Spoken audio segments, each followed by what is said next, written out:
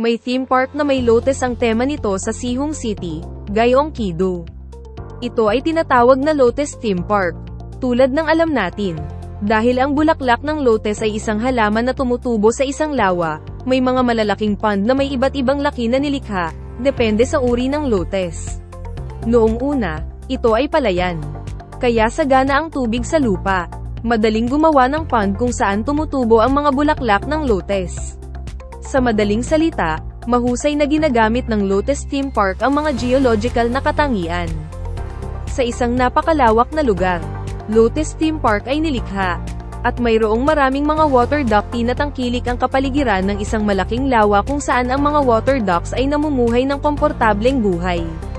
Habang lumalaki ang bulaklak ng lotus, nagsasaya ang mga water ducks sa pond kung saan ang pinakamahusay na ecolohikal na kapaligiran ay likas na nilikha para sa kanila. Mayroong maraming mga microorganism at isda para sa mga pato ng tubig. Ang Lotus Theme Park ay nagbibigay ng isang napakakasiyasyang kapaligiran para sa mga water duck. Dahil ang mga water ducks ay kumakain lamang ng mga yamang tubig nang hindi nasisira ang bulaklak ng lotus, ang balanse ng natural na ecosystem ay pinananatili ng maayos.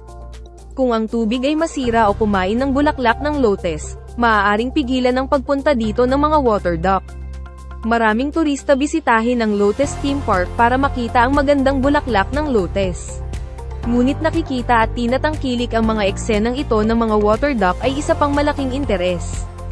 Ang pamumulaklak ng lotus ay nagsisimula sa Hulyo at tumatagal hanggang Setyembre. Dahil oras na para mamulaklak, sa ibang pagkakataon maaari mong pahalagahan ang magagandang pond at aktibong water duck at maaari kang maglakad ng maluwag.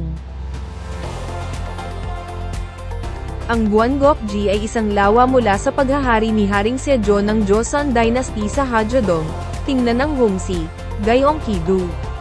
Ito ay itinalaga bilang isang lokal na makasaysayang lugar ng Sihong City noong 3 ng Marso taong 1986.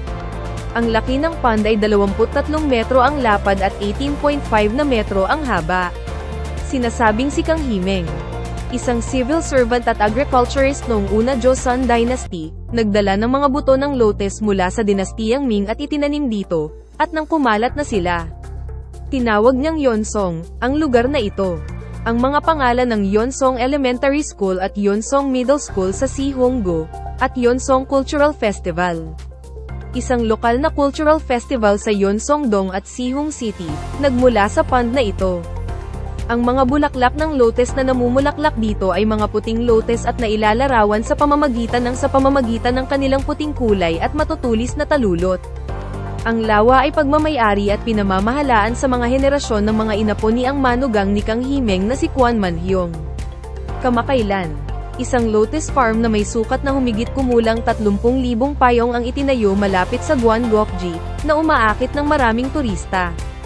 Upang gunitain ang simbolismo at kasaysayan ni Gyeonggi, ang Sihong City ay lumikha at nagpatakbo ng Lotus Theme Park sa 19.3 hectares ng palayan sa paligid ng Gyeonggi, at lumikha ng mga landas sa paglalakad at pagbibisikleta sa paligid ng cultivation complex upang masiyahan ng mga mamamayan sa pagbisita. Ang mga bulaklak ng lotus ay nagsisimulang mamukadkad sa kalagitnaan ng Hulyo, umabot sa kanilang rurok sa bandang kalagitnaan ng huli ng Agosto, at maaaring tangkilikin hanggang kalagitnaan hanggang huli ng Setyembre.